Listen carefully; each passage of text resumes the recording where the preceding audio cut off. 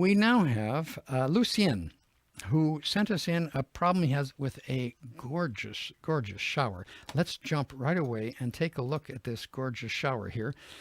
That's enough to make you envious, isn't it? Let's see if we can even zoom in on this. Yeah. And so it's got a half glass wall, a curb going in, and then a nice shower. So there's no swinging door or anything. And you can see here the curb that he steps over to get in there. And he's getting a little closer because this is his problem down here.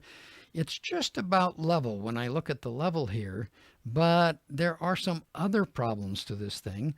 Let's take a look here. I've got to jump over here to a video. And when he turns the water on, now he's cheating a little bit here, but this is what happens with the shower.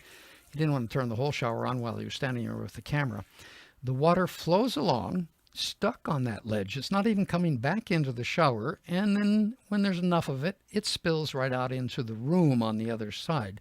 So this gorgeous job was made too level, or not even quite sloped in the right places in the right direction.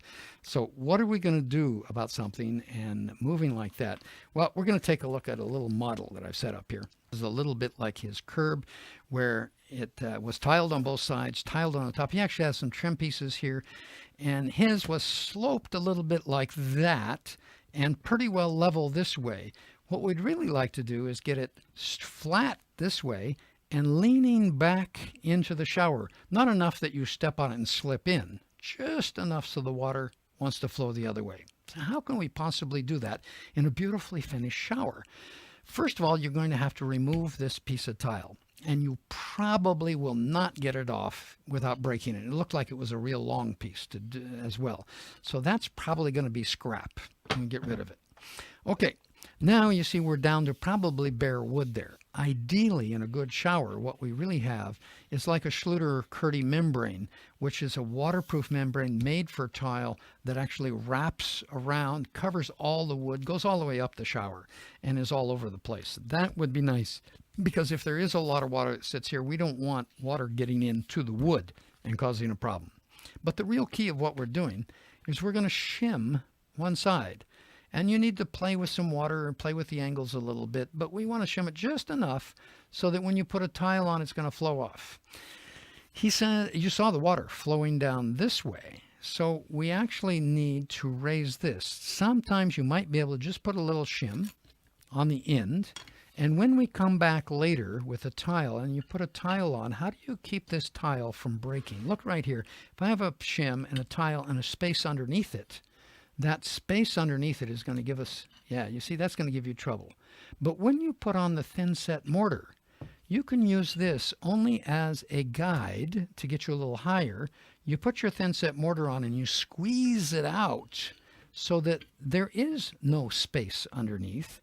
There's no space where you put your shim this way. It's also filled with thin set mortar. All of that will make sure that the tile sits firmly on the thin set mortar and is not going to be causing any cracks later on. So that's sort of using spacers and shims to get the base built the way it should have been to start with. Now, if you take a look at this, that's going to look ugly. You're going to see, we're a long ways above the tile. We've got all kinds of junk here. So we're not going to be putting the same piece back on.